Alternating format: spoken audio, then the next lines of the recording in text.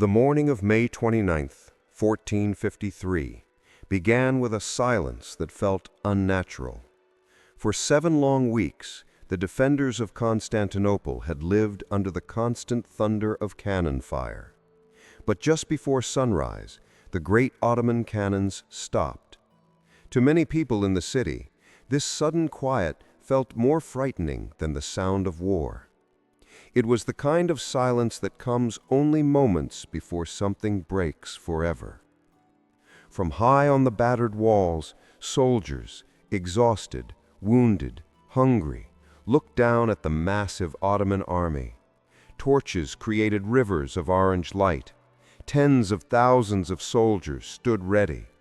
And far behind them, Mehmet II's command tent glowed like a single eye watching everything. Inside the city, people prayed. Some cried. Some simply waited, because there was nothing else left to do. When the cannons started again, the ground shook.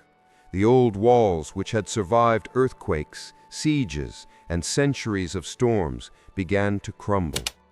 Dust filled the air. Stones rolled down like pieces of a dying giant. In the final hour, the walls that had protected an empire for 1,000 years finally gave way. This was the moment when life in Constantinople changed from fear to terror. The streets were filled with families running in every direction. Mothers clutched their children. Elderly people tried to move as fast as they could. Priests rang church bells, calling people inside. But even holy places were no longer safe. Everyone sensed that once the army entered, no door, no prayer, no wall would protect them. In a small stone house near the Blacherini district lived a woman named Helena. She was 28 years old, the wife of a soldier who had defended the walls since the siege began. 3 days earlier, she had received the kind of news that destroyed the future. Her husband had been killed during a night attack. She had not even had time to mourn. She still kept his blood-stained cloak on a chair because she could not bring herself to move it. Helena held her infant daughter close as the city shook with the final cannon blasts. Her mother stood beside her, whispering prayers. They had locked the door, but deep inside, they already knew it would not matter. Throughout the city, other women faced the same dread. Some hid in basements, some gathered in churches, some tried to escape toward the harbor, hoping to find a boat before it was too late. But the Ottoman navy blocked every route. There was nowhere to run. Then the final line of defense collapsed, and Ottoman troops flooded inside. Many imagine that the fall of a city happens in chaos, with confused soldiers rushing in every direction. But in 1453, what followed the breach was not wild disorder. According to both Byzantine survivors and Ottoman administrative records, the soldiers moved with chilling coordination. First came the front assault units, men trained to overwhelm any remaining resistance. Behind them marched organized groups tasked with something far darker, the immediate processing of the population. Helena heard the shouts long before she saw the soldiers, metal boots against stone, doors being smashed open, the high panicked cries of women, the deep voices of men giving orders. Soldiers moved down the street like a tide no one could stop. Her mother grabbed her arm. "Don't make a sound," she whispered. But silence could not save them. The door burst open. 3 soldiers entered, armed and breathing hard. One of them shouted instructions. Another pulled Helena forward by the arm, ripping her daughter from her hands. Helena screamed, a sound she never forgot for the rest of her life. Her child was handed to another soldier with the casual ease of someone picking up a sack of grain. For Helena, time stopped, but the soldiers did not. They were following a policy that had been used in other conquered cities: remove the men, separate the women, and categorize them. a system older than the city itself. Across the empire, Ottoman conquest followed a pattern built not on rage, but on calculation. Many modern readers imagine war as messy, but the Ottoman strategy treated people the way governments today treat resources, through rules, policies, and economic logic. In public squares, Ottoman officers set up sorting areas. Here, women were divided into groups based on age, physical health, beauty, ability to work, and estimated market value. This was called population processing. The word itself appears cold, but the reality was far worse. Young women were placed in a line on the left, older women on the right. Children were separated entirely. Infants were sometimes kept with their mothers. Other times, soldiers used them as tools of psychological control. In the square near the gate of Curiosities, a 19-year-old woman named Andronika stood trembling in a crowd of hundreds. She had been dragged there with her younger sister, Sophia, who was only 14. The two held hands as if it was the last piece of their world they could still protect. Ottoman officers walked along the line, pointing with thin wooden sticks, left, right, left, left, right. Each point changed a woman's life forever. When Sophia's turn came, she was pushed into the group of the youngest, considered the highest value. Andronika was sent to another line, women considered useful for heavy labor. The sisters' hands were torn apart. Sophia screamed her name. Andronika tried to run back toward her, but two soldiers grabbed her.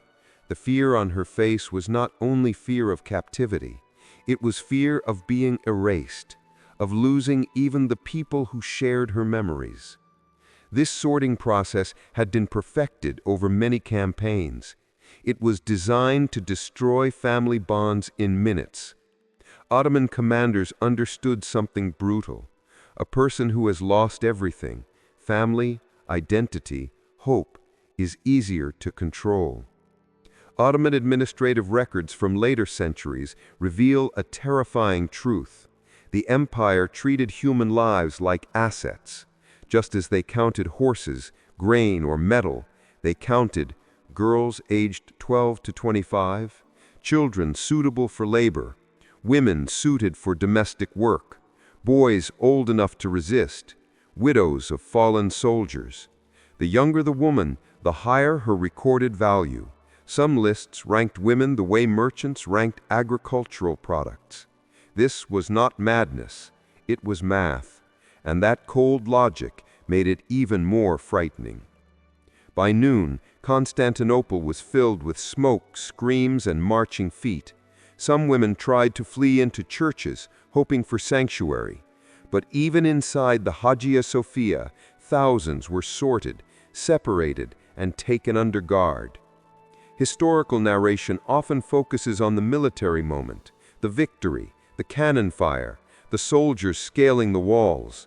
But the true transformation of the city happened in the streets, in the squares, and in the homes where women like Helena realized that their future had been rewritten in a single morning. For many, this was only the beginning. The deeper system, the rules that shaped their fate after the city fell, was far more complex. What happened inside Constantinople in those first hours was not an accident of war. It was the first stage of something larger, something organized, something that would shape the lives of thousands for months, years, and even generations. When Constantinople fell on May 29, 1453, the moment did not simply mark the end of a city. It marked the beginning of a meticulously organized system of control, extraction, and resettlement carried out by the Ottoman Empire. The conquest was not a chaotic rampage. Surviving Byzantine accounts and Ottoman records reveal that the army followed a structured procedure designed to maximize the empire's political, economic, and social objectives.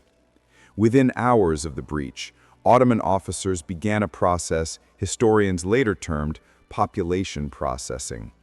This procedure divided the captured population into distinct categories: men, women, and children, each subjected to a different fate according to strict rules. Adult males over the age of 12 were executed or sent to labor battalions. Boys younger than 12 were often taken into the devshirme system, trained for military or administrative service. Women and girls underwent what can only be described as the most psychologically invasive stage. They were assembled in public squares and sorted by age, physical condition, and perceived economic or social value. These categorizations were not informal or improvised. They were codified in Ottoman administrative manuals and meticulously recorded in ledgers. For example, in the district of Blachernay, contemporary witnesses recorded that a young woman, Maria, age 16, and her younger sister were separated immediately. Maria, considered fit for labor, was assigned to work in the imperial household, while her sister, 12 years old, was designated for eventual placement in a training program, preparing her for domestic service in Anatolia. Their mother, unable to influence the outcome, was forced to watch this separation.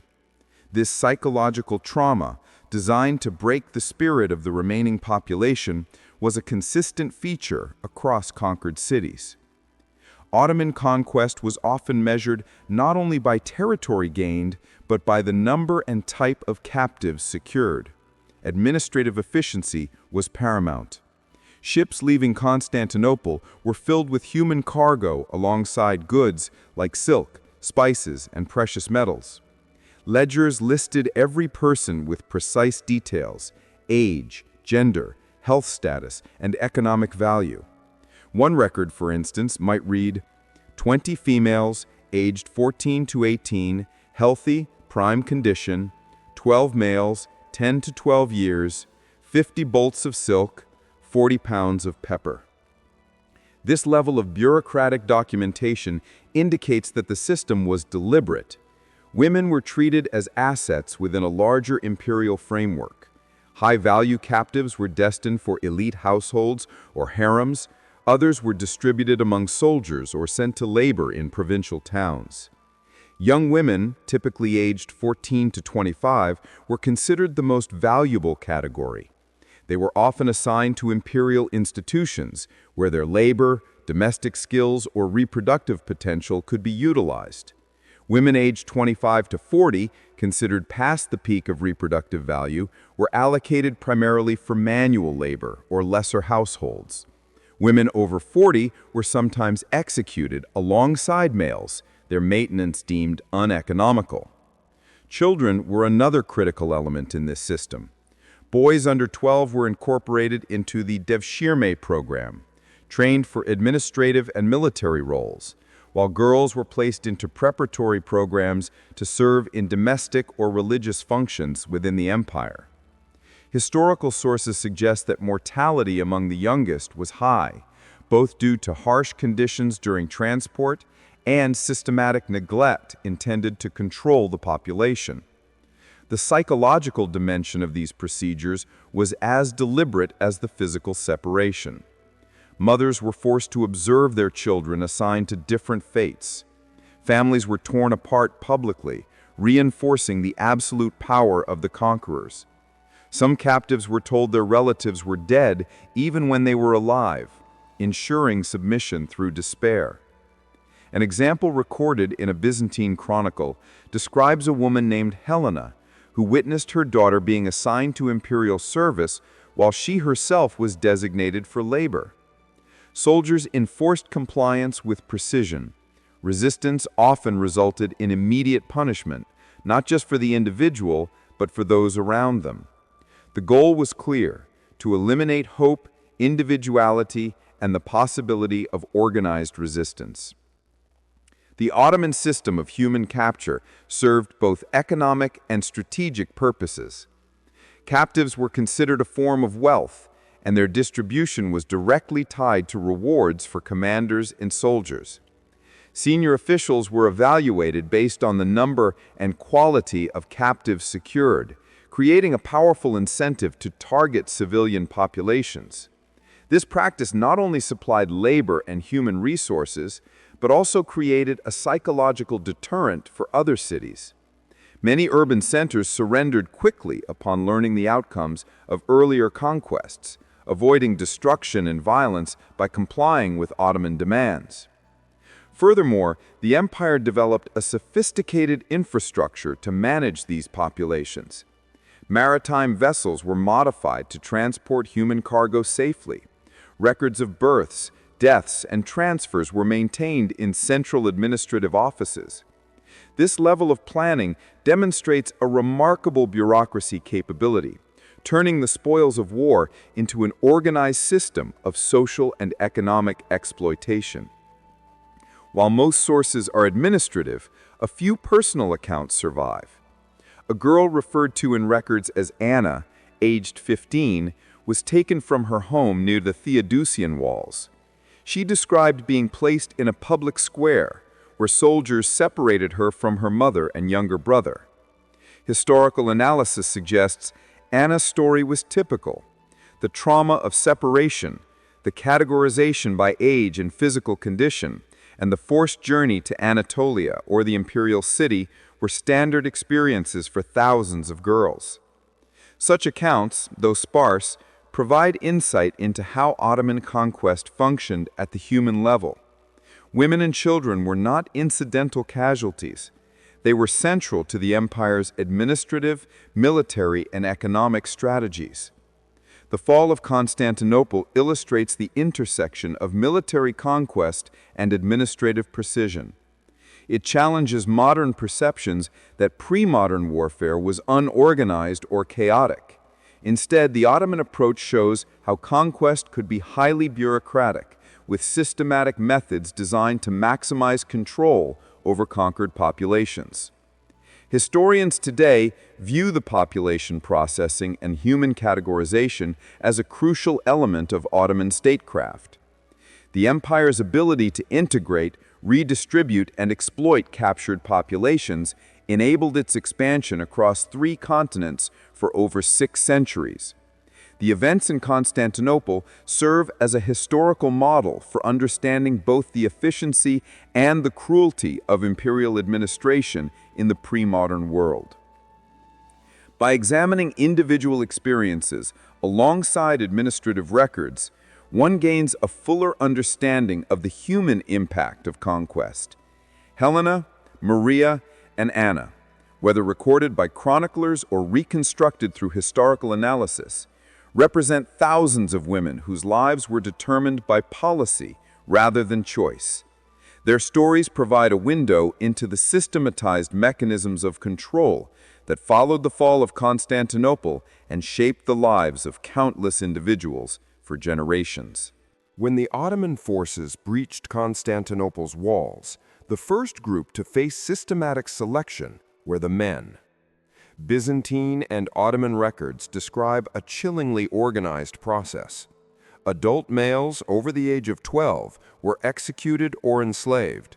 Boys under 12 were often taken into the devshirme system for conversion and training.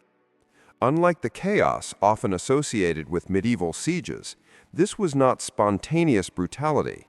It was the execution of a carefully designed policy that had been refined over decades. Men were the first to be separated from their families and neighbors. Soldiers moved swiftly through streets, houses, and alleys, rounding up all males capable of bearing arms. The rationale was straightforward. Surviving men could resist or organize uprisings if left unchecked. Execution of adult males, therefore, was considered a preventative strategy. A Byzantine chronicler mentions a man named Michael, who had fought alongside his comrades on the walls for weeks. He had survived countless cannon blasts and scaling ladders, only to be captured in the streets. Michael and dozens of other men were marched to a central square where Ottoman officers recorded their ages and assigned them to one of 2 fates: immediate execution or forced labor. Michael was sent to a labor detail tasked with transporting supplies across the Bosporus. many did not survive the harsh conditions. The combination of exhaustion, disease, and maltreatment ensured the empire's policy of control was enforced with deadly efficiency. Boys under 12 were particularly targeted. Ottoman military planning had determined that capturing young males was a long-term strategy to secure loyalty and reduce future resistance. These boys were incorporated into the devshirme system, an institutionalized program of forced conversion, education, and military training designed to create elite soldiers and administrators loyal to the Sultan. One recorded case involves a boy named Andreas, aged 10, who was separated from his parents in the same public square as other children. He was taken to a collection point where clerks recorded his age, health, and potential aptitude.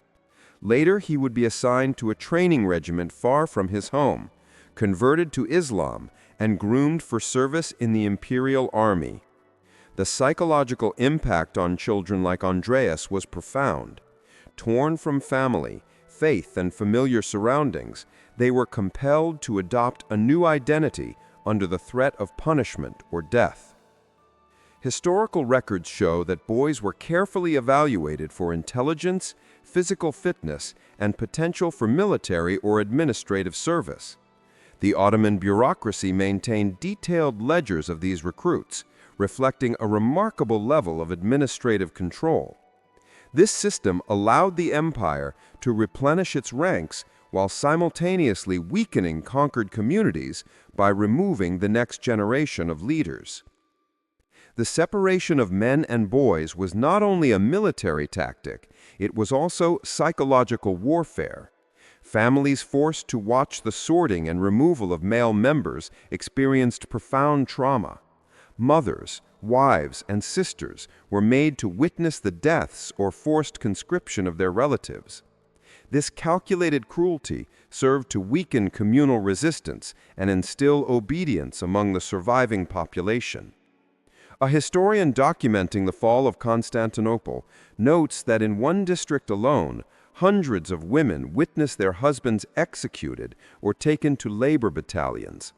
Children cried, women fainted, and entire households were broken within hours.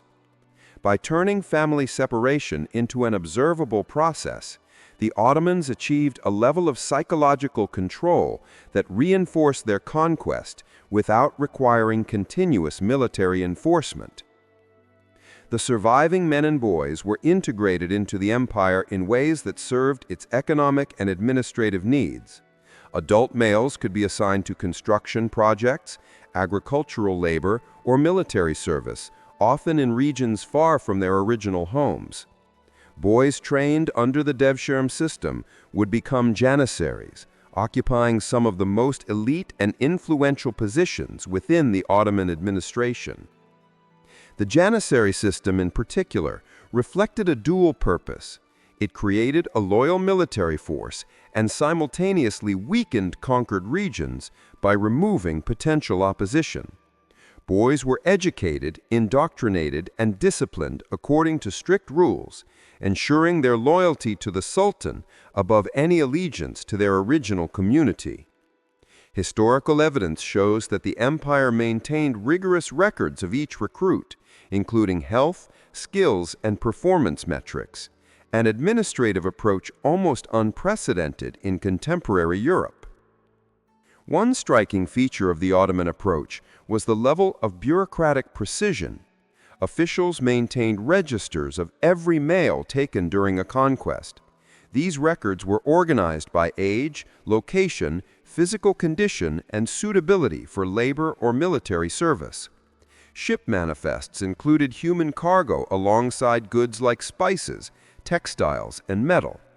This systematic documentation illustrates the empire's view of people as resources to be managed strategically, not merely as casualties of war. For example, in Constantinople, clerks recorded the capture of approximately 50,000 individuals within 48 hours of the city's fall, including thousands of men and boys. Their names, ages, and assigned roles were meticulously logged. This practice ensured that the empire could allocate human resources efficiently, while simultaneously preventing potential rebellion by removing or controlling male populations. The consequences of this system were profound. Entire generations of males were removed from their communities, either permanently or for decades. This reshaped the demographic and social landscape of conquered cities.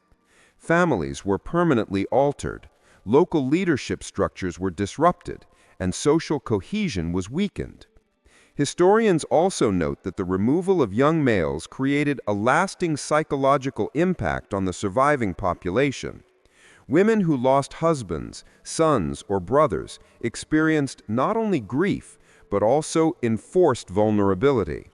This vulnerability reinforced the empire's control, as communities were less able to organize resistance when most adult men were gone or neutralized. Although historical documentation often emphasizes numbers and policies, individual experiences provide clarity about the human dimension of these events. Michael, Andreas, and hundreds of other males were not simply statistics. They were people caught in a system designed to exploit, displace, and control. Their experiences illustrate the combination of military, economic, and psychological strategies employed by the Ottoman Empire during the conquest of Constantinople. By examining these personal accounts alongside administrative records, historians gain a clearer understanding of the deliberateness of the empire's policies. This was not unplanned violence. It was a structured, bureaucratic approach to conquest that prioritized control, extraction, and long-term integration into the imperial system. The fall of Constantinople, therefore, was not only a military event, but also a social and administrative revolution. The removal, sorting, and integration of men and boys ensured that the Ottoman Empire could consolidate power, exploit human resources efficiently, and prevent rebellion in newly conquered territories.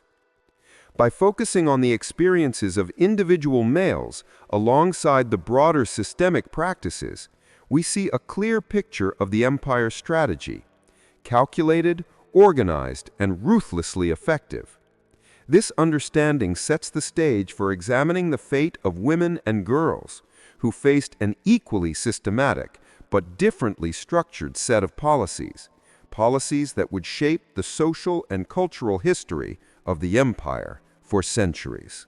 The fall of Constantinople in 1453 marked the beginning of a carefully organized system that determined the fates of the city's inhabitants. While men and boys faced execution or conscription, women and girls were subjected to a process historians have described as population processing. Unlike the battlefield's chaos, this was a structured, deliberate procedure, designed not only to exploit human labor and reproductive potential, but also to impose psychological control over entire communities. Once the Ottoman forces secured the city, women were gathered in open squares and courtyards. Officers, assisted by clerks and soldiers, sorted them according to age, physical condition, and perceived economic or social value. Historical records indicate that women were divided into three primary categories. 1. Young women, approximately 14 to 25 years old, considered prime for domestic service, reproductive purposes, or integration into the imperial household. 2. Women aged 25 to 40, assigned primarily to manual labor or secondary domestic roles. 3. Women over 40, often executed alongside adult males, considered economically and reproductively unviable. These categories were not arbitrary. Ottoman administrators had learned that careful evaluation of the female population could strengthen the empire's labor force, support elite households, and secure future generations. The sorting took place publicly to maximize psychological effect, demonstrating Ottoman control to surviving citizens. To understand the human impact, historians often referred to composite cases based on multiple contemporary accounts. One such example involves two sisters, Helena, aged 19, and Sophia, aged 14. Separated from their mother, they were brought to the main sorting square near the gate of Cheresias. Helena, considered suitable for labor, was sent to a provincial workshop, while Sophia, recognized for youth and physical appearance, was taken to a ship bound for an imperial household in Bursa. The separation of family members was deliberate. Mothers and siblings were made to witness their loved ones' destinies being determined without consent. Soldiers enforced this process with precision. One wrong movement or outcry could result in immediate punishment. The trauma inflicted was both physical and psychological, a tactic designed to ensure compliance and reduce the likelihood of rebellion among the remaining population. Age and physical condition were central to the Ottoman evaluation system. Officers recorded each woman's estimated age, health, and strength. Young women were considered highly valuable for multiple purposes: household service, domestic labor, and reproduction. Women of prime reproductive age were often placed in elite households or harems, their skills and potential carefully documented. Women between 25 and 40, though not considered as economically valuable, were important for manual labor. They were assigned to workshops, agriculture, or other physically demanding tasks. Older women were rarely retained. Execution or forced labor with men was used to minimize resource expenditure and maximize immediate control over the population. Ottoman administrative records reveal that women were treated as human capital. Detailed ledgers recorded their age, health, and other attributes, often assigning a market value. Ships departing Constantinople carried women alongside silk, spices, and other goods. Clerks meticulously logged each individual, ensuring that commanders could report the number and value of captives. A record from May 1553 notes, quote, 50 women aged 14 to 20, prime condition; 30 women aged 25 to 35, labor capacity; 10 women over 40, expendable. Cargo also includes 30 bolts of silk and 15 barrels of pepper, unquote. This systematized approach highlights the empire's view of human lives as strategic assets. The precise documentation ensured the maximum economic and administrative benefit from each conquest and reinforced a structure of accountability for officers and soldiers. Girls under 12 were also included in the population processing system. They were sent to preparatory programs to learn domestic skills, religious practices, or specialized service roles. The goal was to shape their identities and prepare them for integration into the empire's households or institutions. Mortality rates among younger children were high, both due to harsh conditions during transport and the strict discipline imposed to ensure compliance. Boys of the same age group were separated for the devshirme system, illustrating the gender-specific nature of Ottoman administrative practices. Families witnessing the removal of their children endured a calculated form of psychological coercion, reinforcing Ottoman authority over conquered communities. Population processing was designed to achieve more than economic gain. It was also a method of psychological domination. By observing the separation of family members and the assignment of women to different fates, the remaining populace internalized the empire's absolute authority. Fear and despair became tools of governance. Historical accounts describe mothers, sisters, and wives forced to watch the selection process. Infants were sometimes taken from their mothers to demonstrate power and break resistance. Soldiers often reassured themselves that compliance could save lives, but in practice, the trauma inflicted ensured long-term submission. After sorting, many women were transported to distant parts of the empire. Ships were modified to carry human cargo efficiently, with officers maintaining detailed records of age, health, and value. Maritime logistics were a central part of the empire's population processing system. For example, young women from Constantinople were shipped to imperial households in Bursa and Anatolia, while others were distributed among soldiers or provincial administrators. Survival during transport depended on health and compliance. Captives were given minimal clothing and food, with careful monitoring to ensure they remained alive and productive. Population processing was codified in Ottoman law and administration. Regulations specified the categorization of women, assignment to households or labor, and the documentation required for each individual. Legal codes transformed the capture and redistribution of human beings into an organized bureaucratic function, minimizing improvisation or personal discretion among officers. In this sense, the empire's expansion was not merely military, it was administrative and institutional. Women and children were central to this system. Their labor, reproduction, and social integration were managed according to codified procedures that reflected a combination of pragmatism, efficiency, and control. The systematic sorting and processing of women had lasting effects. Families were permanently separated. Communities were demographically altered. Women's identities were erased or reshaped, often including forced religious conversion, changes of name, and reassignment to unfamiliar households or cities. By integrating women and children into the empire through labor, service, or marriage, the Ottomans reinforced their authority, secured human resources, and established demographic control over newly conquered regions. The psychological and cultural consequences of these practices endured for generations, influencing social structures, family life, and collective memory. Population processing demonstrates the Ottoman Empire's strategic approach to conquest. It was not a random display of power or cruelty, but a structured system with military, economic, and psychological dimensions.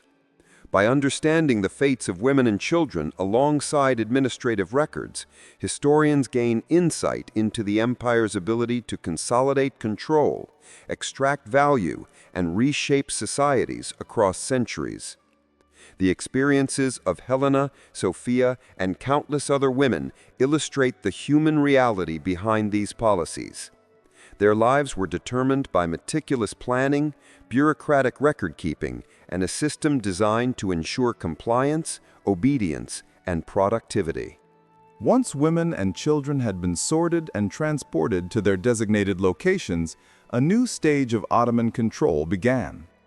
The fall of Constantinople was only the first step in a far more systematic approach that shaped the lives of captives for months, years, and in some cases, an entire lifetime.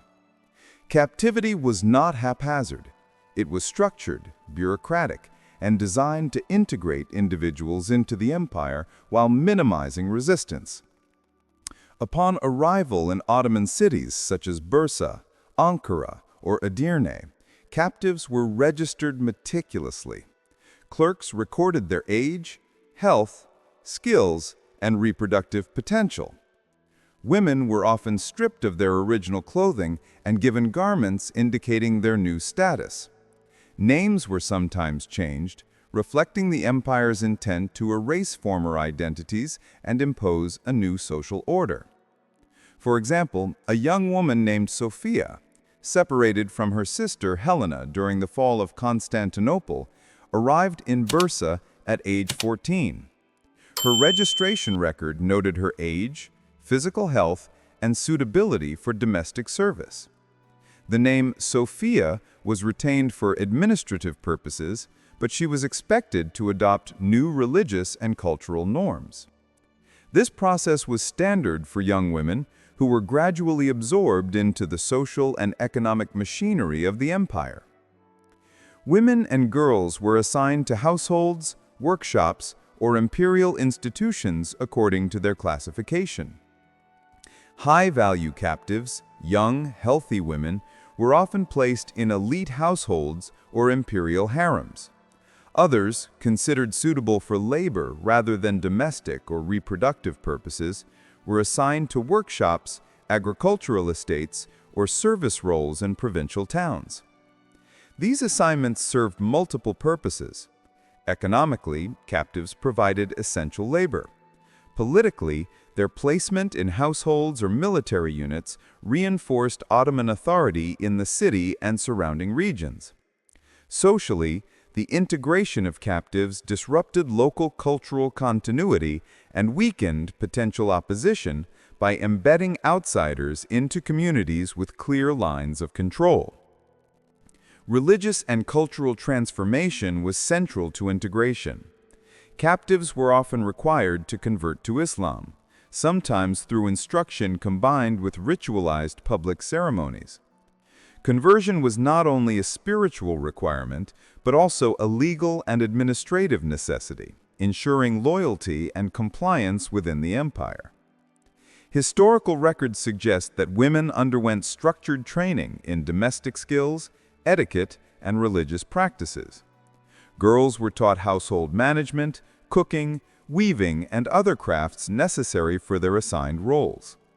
This education was intensive and systematic, reinforcing the empire's goals of efficiency and control. A girl named Anna, aged 15, was placed in a harem after her arrival in Bursa.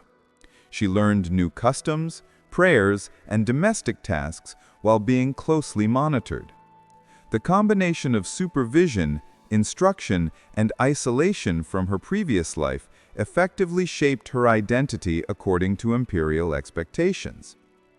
The Ottoman administration recognized the importance of psychological control in addition to physical oversight. Captives were often misinformed about the fate of their families, told that relatives had died or been permanently separated. This form of psychological manipulation reduced hope of escape and reinforced compliance. For Helena, assigned to labor in a provincial workshop, rumors about her sister Sophia's whereabouts were deliberately vague. Her sense of isolation and uncertainty ensured that she would focus on survival within her new environment rather than planning resistance. Soldiers and administrators understood that captivity was as much about shaping behavior as it was about using labor.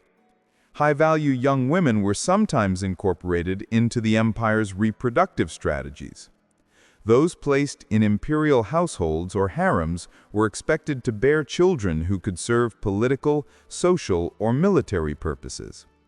The empire's interest in reproduction was closely tied to maintaining loyalty and producing future generations of service members or administrators. Documentation reveals that pregnancy, health, and lineage were carefully recorded. Women were often provided with medical oversight, not for humanitarian reasons, but to maximize reproductive output and ensure survival of the children. In this way, women became both laborers and contributors to the empire's long-term social and political engineering. Daily life varied depending on assignment. Women placed in domestic roles followed strict schedules of cleaning, cooking, weaving, and childcare. Those in workshops or agricultural estates faced hard labor under supervision. Food, clothing, and shelter were provided according to administrative standards, but conditions were often harsh. Survival depended on compliance, health, and the ability to adapt to new social and cultural norms. Anna, in the imperial harem, learned to navigate complex household hierarchies. Each task, from preparing meals to maintaining cleanliness, was closely supervised. Success meant better treatment. Failure or disobedience could lead to punishment or reassignment to more strenuous labor. Education within captivity was both practical and ideological. Girls and young women were taught language skills, religious practices, and social norms aligned with Ottoman customs. This facilitated integration into households or institutions while reinforcing the empire's control over conquered populations. The combination of labor, religious instruction, and cultural education effectively redefined the identities of captives. They became functional participants in the empire's economy and administration, often severed permanently from their original communities. Despite strict control, some captives found ways to maintain cultural practices or personal agency. Letters, small religious rituals, or secret gatherings allowed individuals to preserve aspects of identity and community. However, these acts were dangerous and often punished. Historical accounts indicate that women who resisted or attempted escape were closely monitored and disciplined. Punishments could include physical labor, reassignment, or social isolation. The empire's systemic surveillance ensured that resistance was minimized while survival required adaptation. The combination of physical labor, psychological manipulation, and cultural reorientation had long-lasting effects. Women lost families, homes, and social networks. Their identities were reshaped according to the empire's needs. Yet, within these constraints, captives also demonstrated resilience, adapting to new roles while preserving fragments of memory and tradition. Helena, Anna, and Sophia represent thousands of individuals whose experiences illuminate the complex system of captivity and integration. By examining these personal narratives alongside administrative records, historians understand the dual nature of Ottoman conquest. It was both a mechanism of control and a strategy for building the empire's human resources. Life within captivity was structured, bureaucratic, and inescapable for most. The empire's strategy combined labor, education, reproductive policies, and psychological control to integrate captives into Ottoman society. Women and children were central to this system, contributing labor, reproductive potential, and social stability. The experience of captivity, while brutal, also highlights the sophistication of Ottoman administration. The empire maintained meticulous records, standardized procedures, and effective enforcement to achieve its objectives.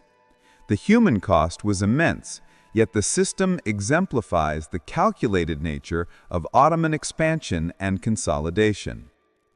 The next chapter will examine how children born of these policies and long-term social consequences shaped the empire, influencing generations in ways still traceable through historical records and cultural memory. The systematic conquest of Constantinople and the integration of its population into the Ottoman Empire did not end with immediate captivity. A critical dimension of Ottoman strategy was the control, upbringing, and utilization of children, both those born in the conquered city and those taken as part of the devshirme, or population processing systems. The empire's approach to children ensured the continuity of its administrative, military, and social structures for generations.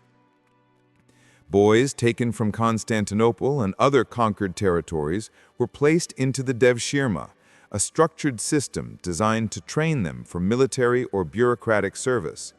Ages ranged from roughly 6 to 12, and each boy was assessed for physical strength, intelligence, and adaptability. Take the case of Andreas, a 10-year-old boy from the Blachernay district.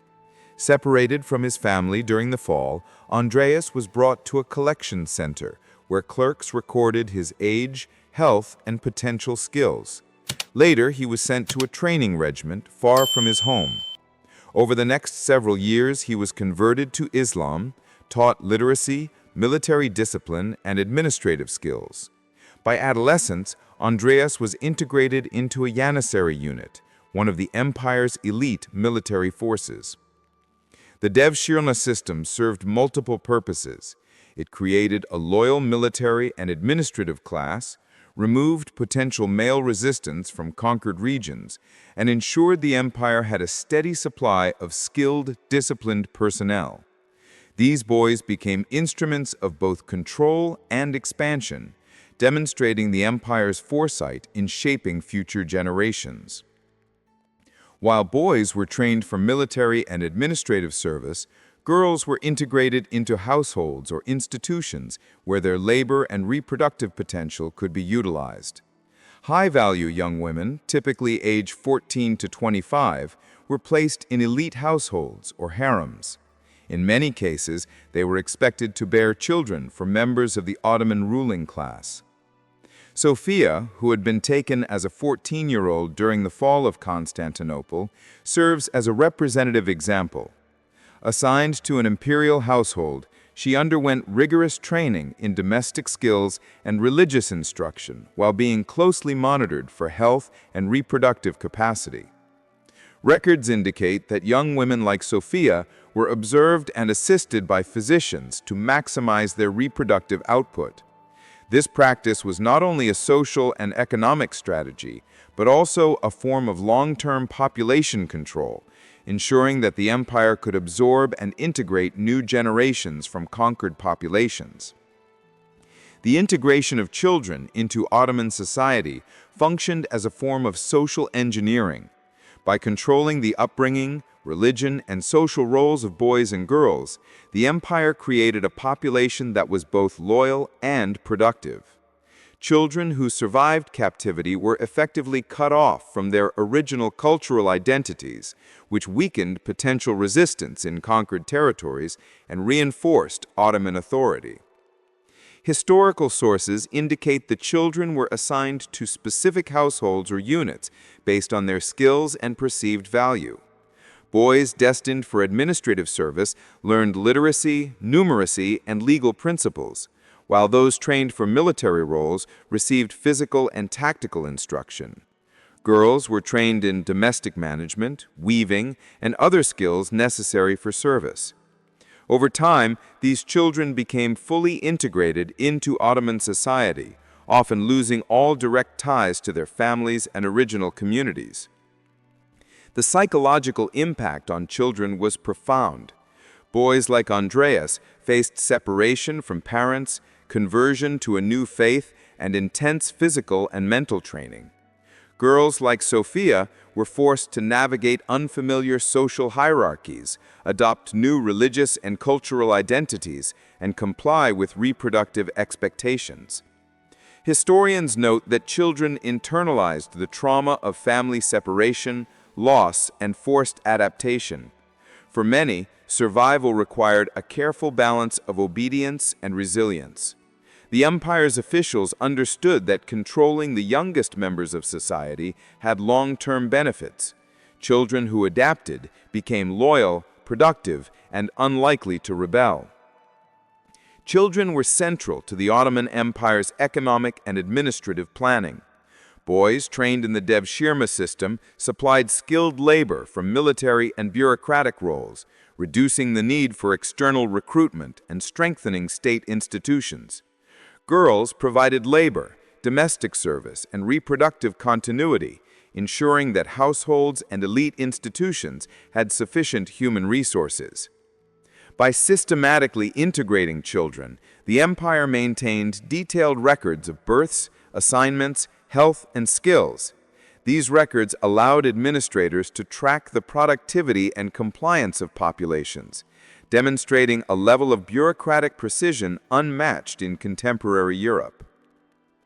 The long-term consequences of these policies extended beyond immediate survival and labor. Children born within the empire, particularly those of forced marriages or harems, often had no knowledge of their original family or community. They were raised entirely within the empire's social, religious, and administrative systems. This deliberate erasure of original identity served both social and political purposes. It minimized loyalty to former communities, reinforced the legitimacy of Ottoman authority, and created a population that could be molded to serve the empire's strategic goals. Despite the harshness of these policies, many children found ways to adapt and survive. Boys trained in the devshirme system could rise to positions of significant power, including military command or administrative leadership. Girls trained in households or harems often developed skills that allowed them to navigate complex social hierarchies, sometimes gaining influence in domestic or political spheres. Yet survival came at the cost of personal and familial identity. Children were uprooted, separated from siblings, and forced to adopt new religious and cultural identities. Their experiences demonstrate the profound human cost of the Ottoman strategy for population control and integration. Andreas, a boy, 10, taken from family, converted, trained as a janissary, integrated into military system. Sophia, a girl, 14, assigned to imperial household, trained in domestic skills, monitored for reproductive potential, lost familial ties. Other children, thousands, underwent similar processes, illustrating the systematic nature of the empire's approach. Through these individual examples, historians reconstruct the wider social and cultural consequences of Ottoman policies. The empire's focus on children ensured both loyalty and productivity, while weakening potential resistance, establishing patterns that would influence conquered regions for generations. The capture and integration of children was not incidental. It was central to the empire's strategy. Boys became military and administrative instruments, while girls provided labor, domestic service, and reproductive continuity. This system reshaped the social and cultural fabric of Constantinople and other conquered territories, creating a generation whose identities, loyalties, and roles were determined by imperial design. The long-term impact of these policies highlights the combination of military, administrative, and psychological strategies that enabled the Ottoman Empire to sustain itself across 3 continents for centuries. Children were not only survivors, but instruments of empire, ensuring that the consequences of conquest extended far beyond the initial fall of the city. The next chapter will explore the institutionalization of this system, examining legal, economic, and administrative frameworks that ensured the empire could reproduce these policies consistently across centuries. By the time Constantinople fell, the Ottoman Empire had already begun refining methods that combined military conquest with bureaucratic control, population management, and economic exploitation. The events of 1453 were not an isolated incident. They represented a model for how the empire would expand, consolidate power, and maintain dominance over diverse populations for centuries. This chapter examines the institutionalization of these practices and the long-term legacy they left on society, culture, and governments. The Ottoman approach to conquest was highly bureaucratic. Military victories were followed by systematic documentation and redistribution of human resources. Officers, clerks, and administrators worked together to ensure that every captured individual was logged, categorized, and assigned a role according to the empire's strategic needs. Administrative manuals specified protocols for sorting populations, assessing reproductive and labor potential, and integrating captives into households or military units.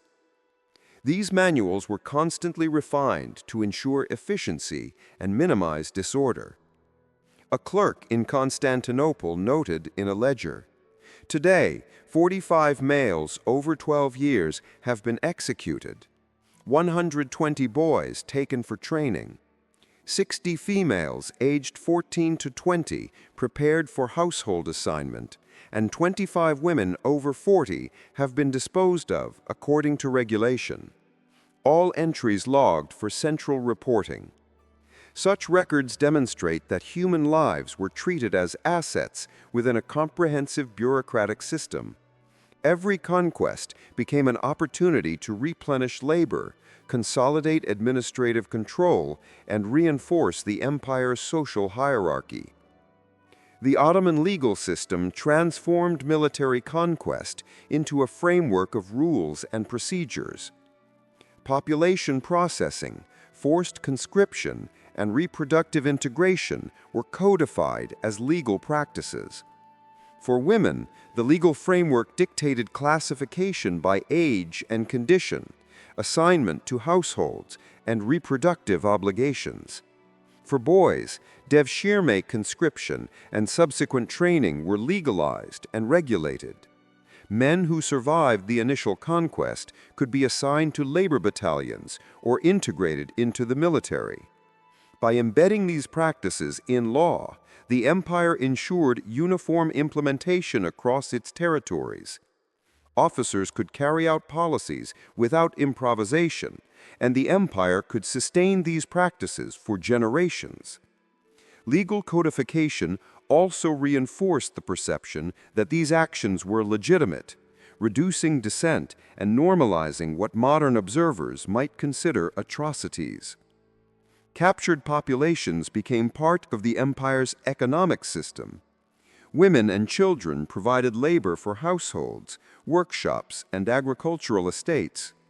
Boys trained under devshirme eventually joined administrative or military structures, supplying the empire with skilled personnel.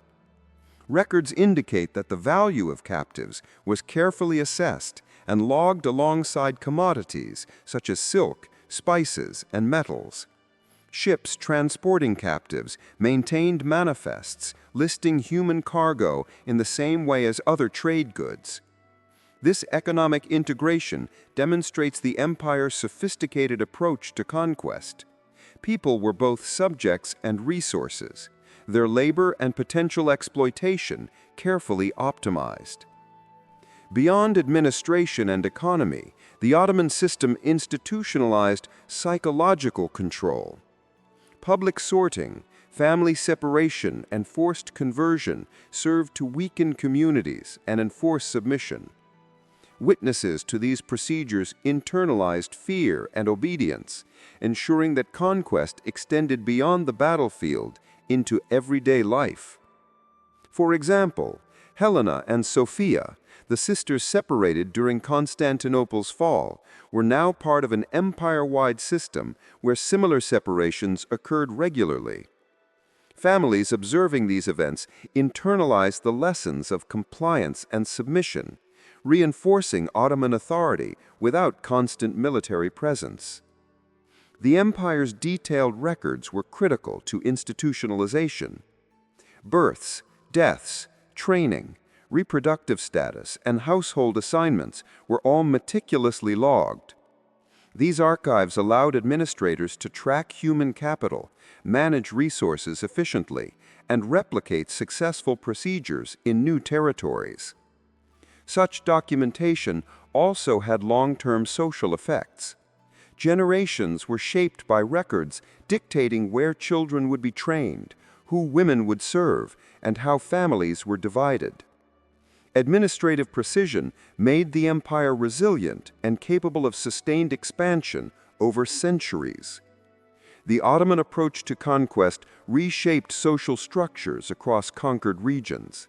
Communities were permanently altered, families were torn apart, demographic balances shifted, and cultural continuity disrupted.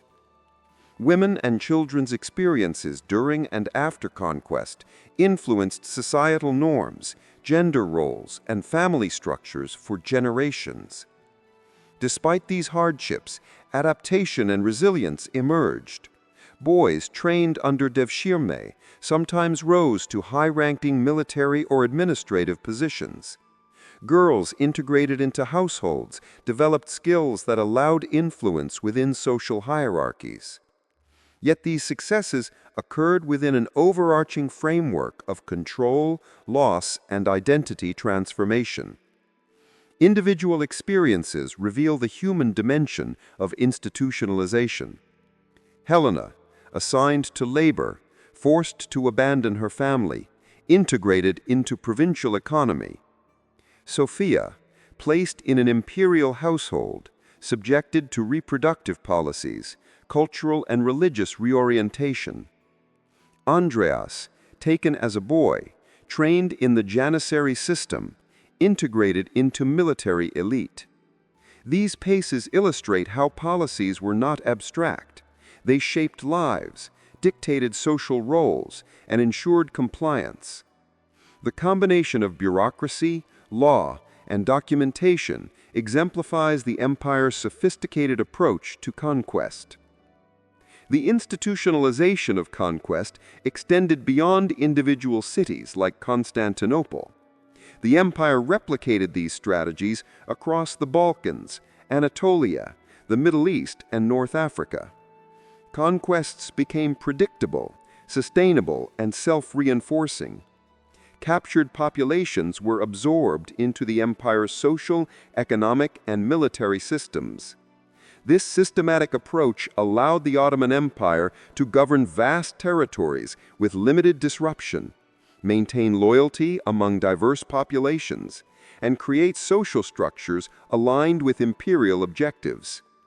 The legacy of these policies persisted long after initial conquests, shaping demographic patterns, administrative practices, and cultural identities over centuries. The events in Constantinople exemplify a broader pattern of Ottoman strategy. Conquest was not merely military, but institutional, bureaucratic, and socially engineered. Through legal codification, administrative precision, economic integration, and psychological control, the empire developed a sustainable model for conquest and governance. Understanding this institutionalization challenges simplistic narratives of medieval conquest as chaotic or purely violent. Instead, it reveals a calculated system designed to maximize the empire's power, control, and resources, while minimizing resistance and ensuring the continuity of its objectives. The fall of Constantinople in 1453 marked both an immediate military victory and the establishment of a long-term model of control. Men, women, and children were integrated into a system that combined administration, labor, reproduction, and psychological discipline. Bureaucracy, law, and documentation ensured consistency, efficiency, and adaptability. This institutionalization shaped generations, redefined identities, and created enduring social and cultural legacies. The empire's ability to systematize conquest and human integration illustrates the sophistication and ruthlessness of Ottoman strategy, leaving a historical imprint that resonates centuries later. By examining personal narratives alongside administrative records, historians understand both the human cost and the structural genius behind Ottoman expansion, a legacy of conquest, control, and transformation that extends far beyond the battlefield.